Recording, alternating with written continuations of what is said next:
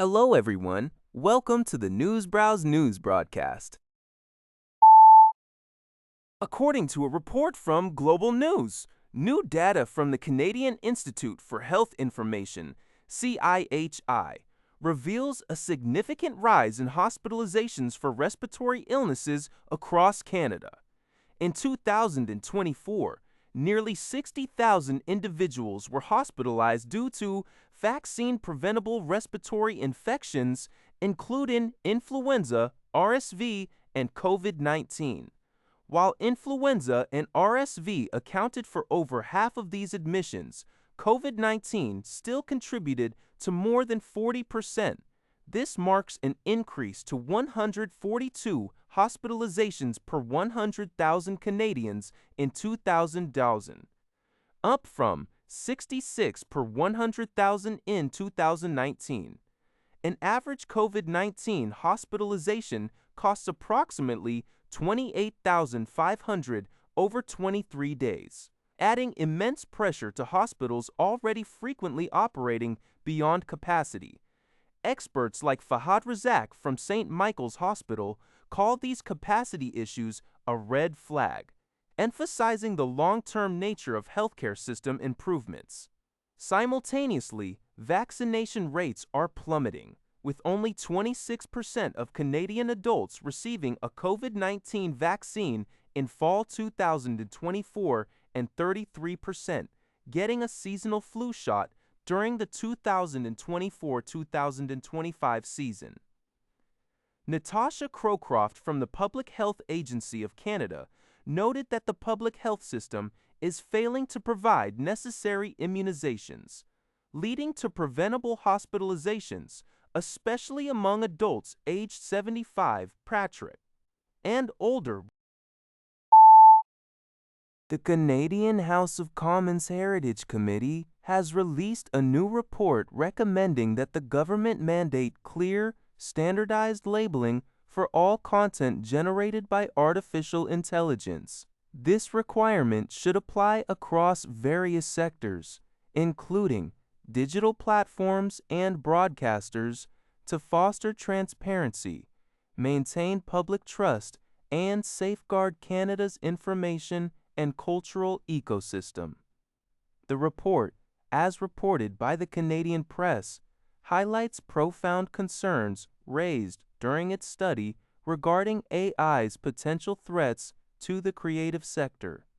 These concerns include the unauthorized use and lack of compensation for copyrighted works used to train AI models, the proliferation of synthetic content on distribution platforms, increasing competition with creative professionals leading to job displacement, and the erosion of cultural sovereignty.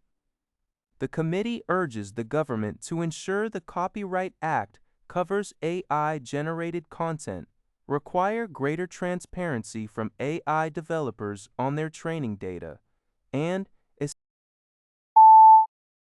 Canada's main stock index, the S&P/TSX Composite, declined by over 100 points on Thursday, closing at 34,505 Besambuico 123.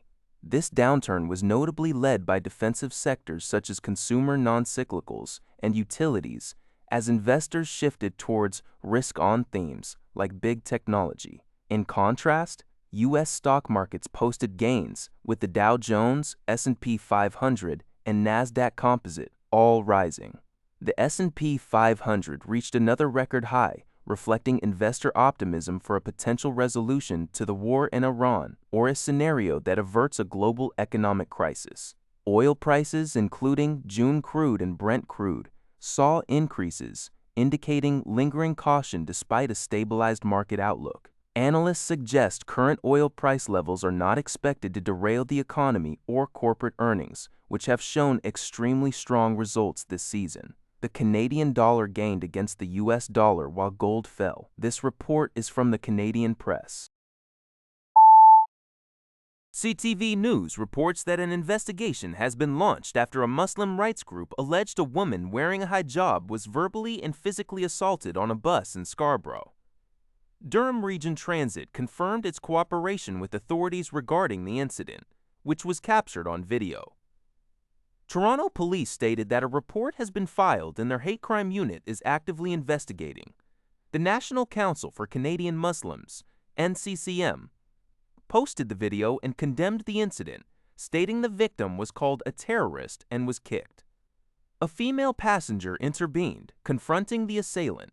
The NCCM emphasized that such violent Islamophobia is on the rise and urged all levels of government to condemn it and take concrete action before similar incidents escalate to murder. Salma Zahid, MP for Scarborough-Don Valley East, echoed these concerns, stressing that no one should face discrimination or violence for their faith. Fortis BC is actively working to restore natural gas service to approximately 6,200 customers in British Columbia's Lake Country and North Kelowna area.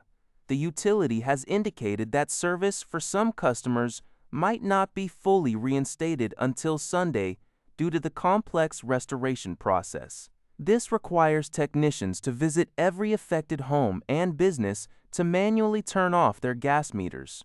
Once all meters are shut off, crews will begin pressurizing the system, an operation estimated to take about 3 hours. Following successful pressurization, technicians must then revisit each customer to turn their gas meters back on and relight various appliances, including hot water tanks and furnaces. Fort Tatos BC spokeswoman Lauren Beckett stated that early indications suggest the outage originated within the company's own system, although the exact cause is still under review. This report is from the Canadian Press. That's all for this video. Thank you for watching. See you in the next video.